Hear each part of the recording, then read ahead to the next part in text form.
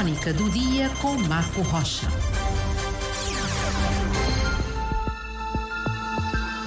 A primeira vez que fui a Washington foi em 2016. Fui um dos 50 jornalistas selecionados pelo American Press Institute para cobrir as eleições presidenciais daquele ano, que foram ganhas por Donald Trump. E o ponto de encontro dos jornalistas convidados era Washington, para uma semana de briefing sobre o sistema eleitoral americano. O agendamento das entrevistas e reportagens e a nossa colocação nos mídias americanos envolvidos no programa. O meu hotel, em Washington, ficava em frente a uma rotunda grande, onde havia sempre um aglomerado de pessoas com cartazes nas mãos que gritavam umas frases que à primeira não entendia.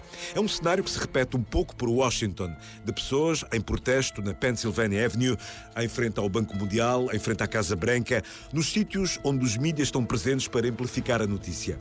A minha curiosidade jornalística fez-me ir até onde estava a acontecer o protesto para saber se era algo a ver com a campanha eleitoral.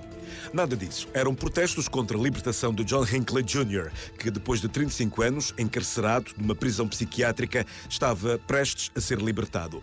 Hinckley ficou mundialmente famoso porque no dia 30 de março de 1981 baleou à saída de uma conferência no Hotel Hilton, em Washington, o presidente Ronald Reagan. Hinckley realizou o atentado com o objetivo de impressionar a atriz Jodie Foster, pela qual tinha uma grande obsessão.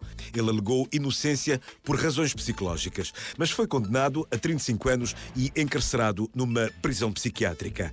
Em frente à rotunda onde aconteciam os protestos, ficava o George Washington University Hospital, o hospital para onde Reagan foi levado depois de ser baleado. Uns dias depois, passando pelo hospital, vi numa placa uma menção honrosa aos profissionais de saúde deste hospital por terem salvo o presidente Reagan da morte. E a placa trazia a frase God Bless America. Naquele 30 de março de 1981, os americanos reviram o filme do assassinato de John Fitzgerald Kennedy. Em novembro de 1963, antes de chegar à Casa Branca, Ronald Reagan era um ator de Hollywood que protagonizava filmes de western onde ele era o herói e que foram sucessos de bilheteira. Reagan escapou da morte, a bala perfurou um pulmão, tal qual acontecia nos seus filmes de cowboy, mas aguentou e cumpriu 2 mandatos como um dos presidentes mais icónicos da América. O presidente que ajudou a pôr fim à Guerra Fria. Durante os dias a seguir ao atentado contra Reagan, não houve segredos nem teorias de conspiração como aconteceu com JFK. Mas o presidente Trump quer acabar com estas teorias de conspiração à volta do assassinato de John Fitzgerald Kennedy e resolveu libertar arquivos secretos. E isso provocou uma tremenda excitação nos americanos, nos historiadores e nas forças de segurança. Trump resolveu publicar 80 mil páginas de material relacionado com o assassinato de JFK, material confidencial. Muita gente estava à espera de revelações bombásticas, mas os documentos desclassificados foram uma pequena desilusão. Um perito que ouvi na CNN explicou que acreditava que os ficheiros JFK foram guardados a 7 chaves durante os últimos 62 anos para preservar os sistemas de recolha de informação utilizados pela CIA.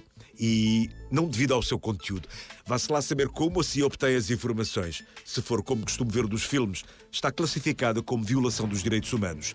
A versão oficial dos acontecimentos é que a 22 de novembro de 1963, JFK foi morto com um tiro na cabeça por Lee Harvey Oswald, enquanto desfilava num carro descapotável em Dallas, no estado do Texas. O atirador foi preso depois de ter disparado 3 tiros a partir do edifício do Texas School Book Depository contra o veículo em que se encontrava JFK, a esposa Jackie Kennedy, o governador do Texas, John Connally, e a mulher Nellie. 2 dias antes do julgamento, Oswald foi morto a tiro pelo dono de um clube noturno, Jack Ruby, algo que nunca caiu bem a muita gente.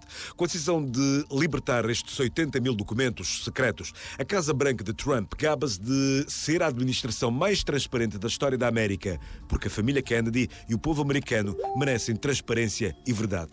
Surpreendentemente, este compromisso declarado com a partilha de informações surge no momento em que a administração Trump retira financiamento da recolha de dados e apaga dos sítios da web do governo informações, por exemplo, sobre toda a verdade em relação ao envolvimento de empresas americanas e do próprio Estado no aquecimento global, bem como a redução das despesas federais. O assassinato presidencial de John Kennedy não é apenas um acontecimento em torno do qual circulam múltiplas teorias, mas um acontecimento que ajudou a alimentar uma cultura mais alargada de teorias de conspiração e de desconfiança da autoridade. E esta curiosidade mobilizou as atenções dos americanos e retirou a atenção a outros dossiês mais sensíveis que neste momento merecem a resposta tanto dos americanos bem como da comunidade internacional. Eu sou fã dos livros, documentários, filmes sobre teorias de conspiração política. E sobre JFK muito já se falou, escreveu e fizeram-se N filmes, com muita contra-informação à mistura, erros, envolvência da União Soviética, da Cuba de Fidel Castro, da máfia nova-iorquina, ou responsabilizando a CIA pelo atentado, porque Kennedy era contra a permanência das tropas americanas no Vietnã, no Camboja e em Laos. Há teorias para todos os gostos. Em relação a estes últimos documentos libertados pela administração americana, estávamos à espera de saber toda a verdade. Mas a Casa Branca deixou-nos ainda mais curiosos.